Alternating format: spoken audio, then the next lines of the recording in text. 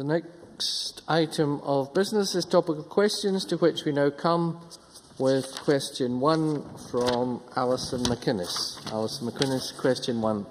Thank you very much, Deputy Presiding Officer. To ask the Scottish Government whether it will provide an update on the outcome of the Scottish Police Authority meeting on the 18th of January.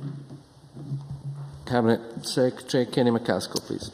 Following discussions with the Chief Constable, Chair and members, I made a request to ensure the Chief Constable has the support of police staff in HR and finance, which was accepted by the Scottish Police Authority. Agreement was reached at the SPA board meeting on January 18th, and joint work is now taking place to implement what was agreed. The Chair and Chief Constable have both written to the Justice Committee to confirm agreement has been reached, and I look forward to continuing to work with them to ensure a smooth transition to the new service. Alison McInnes. I thank the Cabinet Secretary for that update, and like him, I'm pleased that some sort of solution has been found to allow preparations for the new force to progress. I wonder if he could share with us the details of his intervention, when exactly he made it and why he chose not to do it sooner. It might also be helpful if he would agree to publish the details of his correspondence with Mr Emery and Chief Constable House on that. Cabinet Secretary. Well, I have had numerous discussions, both face-to-face and indeed verbal, with both Vic Emery and with Steve House over recent months, some to do with a specific matter, other to do with other police matters.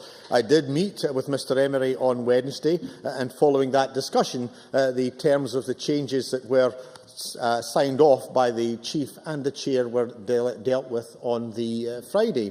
This is fundamentally a matter for the Scottish Police Authority, to whom the Chief is accountable. I'm more than happy to provide as much information as I can to Alison McInnes, but the discussions and the agreement here are not between me and the SPA and me and the Chief Constable. They're agreements that have been reached that were signed off in a public meeting on the January the 18th, and in which both the Chief and the Chair have written and confirmed that to the Justice Committee. They are the people who have made this decision. I welcome that and I pay tribute to them. Further supplementary, Alison McInnes. The Chief Constable remains cautious, I have to say. While he is a little happier this week after your intervention, I think this is nevertheless a compromise. Mr House has said that the principle is not one I said would be best suited to running the police service. What are the drawbacks of this compromise? Cabinet Secretary. Chief Constable did accept the proposal. He said had the change not been made, then he would have been registering his concerns. But the Chief and the Chair and the rest of the board members are all content with the outcome of the decision on January the 18th, and I would hope that Alison McInnes would welcome that. I do note that she has signed up to the motion put forward by Graham Pearson, which raised the issues and raised the problems. They have been resolved by the decision taken by the Chief and the Chair on the 18th, but the motion does go on to indicate that the single police force should be independent of the SPA. The SPA is a distinct entity. It does have responsibilities for matters such as IT and indeed forensic science, and on that basis it is necessary that we do have them working together. So, as I say, I think what we have seen is that matters, as far as the Chief Constable is concerned, have been clarified to his satisfaction. There are required to be ongoing discussions in matters as the single police service of Scotland beds down, but as we've seen, that is happening on a daily basis, with indeed even today 14 new divisional commanders announced, and I welcome them and pay tribute to them. Lewis MacDonald. I hope the Cabinet Secretary will accept that when Parliament voted for this bill, it had no expectation that the outcome of the implementation of this legislation on Mr McCaskill's watch would be 2 Directors of Human Resources and 2 Directors of Finance, not to mention duplication in legal advice and communications and other areas too. Can he tell us, for clarity and for understanding, for the hundreds, if not thousands of people who are concerned about their future employment in the police service, who will be responsible for a voluntary redundancy scheme going forward for police staff? Will it be the Director of Human Resources accountable to the Chief Constable, or will it be the Director of Human Resources accountable to the Chair of the SPA Board? It will be the Scottish Police Authority that will be responsible, and whether those staff come, for example, from forensic science, then it would go through the aspect of the SPA. If they're coming from operational policing, then they would come through the Chief Constable. That is a decision that, as I say, was sought by the Chief Constable. I do note that at the time of my printing it off, Lewis MacDonald doesn't seem to have signed up to the motion put forward by his colleague Graham Pearson. That called for the changes that were announced on Friday. That also recognised the distinct roles and indeed differentiation between the Scottish Police Authority and the Chief Constable. We have the appropriate balance. There is no duplication, but we do require to have distinctive HR and finance roles, because some have to account to the Chief Constable, others have to account to the authority. The authority are correctly in charge of forensic science to ensure that there's separation in terms of prosecution, and the authority, it has also been agreed, are in charge of IT. That matter was a matter of agreement between the Chair and the Chief. Christine Graham. Cabinet Secretary, can I too welcome this agreement and indeed the practical progress in establishing a specialised national crime unit and local policing plans. However, is the Cabinet Secretary aware that the Justice Committee will be discussing the ongoing scrutiny of the SPA and the Chief Constable, and indeed their interaction, perhaps through an ad hoc committee or a subcommittee tomorrow at their meeting? Would he welcome this? Absolutely, and I know not only do I welcome it, but I think it's welcomed by both the Chief and indeed the Chair. Whatever may be suggested by some doomsayers in this Parliament, significant work is ongoing as we move towards a single force. We have the announcement today of the 14 divisional commanders. Significant work is being done and will be made public in terms of Serious Crime Division that I was privy to a briefing on yesterday, and equally other matters in terms of road policing, all of which will make Scotland a better place, will allow the police to make cost efficiencies, but equally to run things better in what is, after all, a small country. And I am sure that the Chief, the Chair and other staff and indeed police officers will welcome the opportunity to engage with the convener and her members to detailing what is ongoing, because there are, whatever may be suggested by some, significant good news stories happening. Thank you. Graham Pearson. Thank you, Presiding Officer. I'm grateful to the Cabinet Secretary for acknowledging the motion that I put before the Parliament at an earlier stage. At one of the meetings of Justice Committee, the convener of the SPA indicated that, in his view, the democratic oversight of the police service would be provided by his authority and indeed his post. I know that the Cabinet Secretary had earlier last year evinced a support for the need for democratic oversight from this Parliament. I'm pleased to hear that he welcomed the fact that Justice Committee is discussing this tomorrow.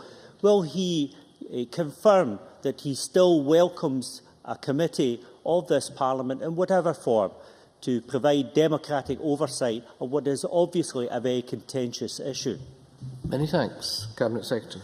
Absolutely. Clearly, the specifics have to be dealt with by Parliament, not by Government. But I can give Mr Pearson an absolute assurance that now, as then, I do agree that there does have to be some democratic oversight, and I hope that Parliament can resolve that and we can deliver it as soon as possible. Thank you. Now move to question 2. Annabel Ewing. Thank you, Presiding Officer. To ask the Scottish Government whether it will provide an update following the recent winter weather conditions. Minister Keith Brown. Snow has fallen obviously in several areas of Scotland since Friday evening, and although some travelling to other parts of the UK has suffered significant inconvenience, I'm pleased to say that the impact in Scotland itself has been limited, albeit that it has varied from place to place, with the north east of Scotland and the borders seeing significant impacts. While the weather we have been experiencing in Scotland has been less severe than elsewhere, the limited scale of disruption is in no small part down to the work of staff and volunteers from frontline agencies across Scotland who have helped to keep Scotland running despite the inclement weather. We can't afford to be complacent, however. To that end, our multi-agency response team has been active in coordinating the work to keep transport networks running. Partner agencies, including volunteer 4x4 users, have been working together on the ground, while the Scottish Government's resilience arrangements have been operational ever since the Met Office announced a potential amber warning last week. Thank you. Annabel Ewing. I thank the Minister for his answer, and it would be helpful to know, in terms of all the good work that has been done by all the various agencies, whether an initial assessment will be carried out to ensure that what we are doing is the right thing, and to ensure that going forwards all that can be done is being done to keep Scotland moving in similar weather conditions. Minister.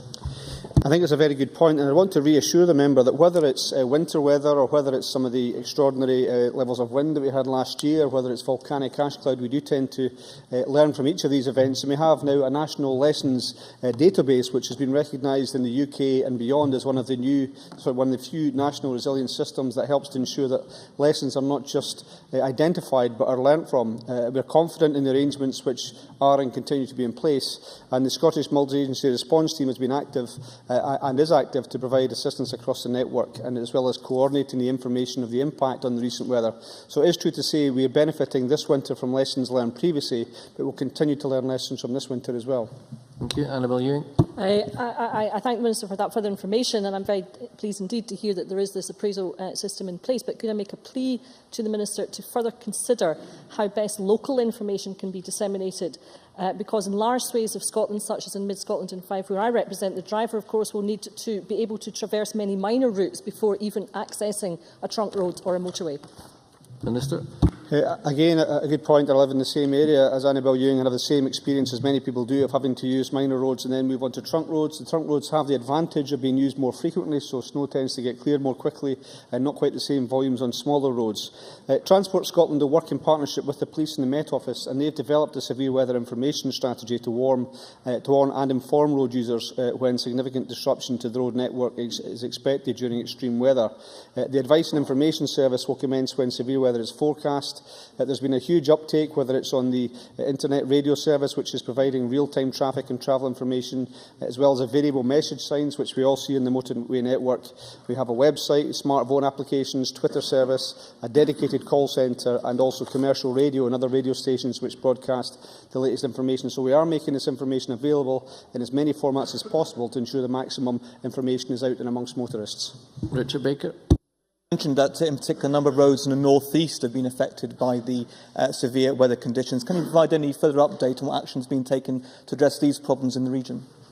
Minister. Yeah, I think I've mentioned a number of the actions which are being taken, but the member is quite right to say there's been an emphasis on the north east, not unusually. The trunk road network, I think, has coped very well, although there is the issue of snow drifting across from fields over the carriageway, which has also been true in some of the minor roads. And it's probably true to say the North East has had more local road closures than any other part of Scotland. Again, that's not unusual, but it's something which has implications, for example, for schools. I think in Aberdeenshire, for example, they have around 45% of schools closed, which is far more than any other area of Scotland.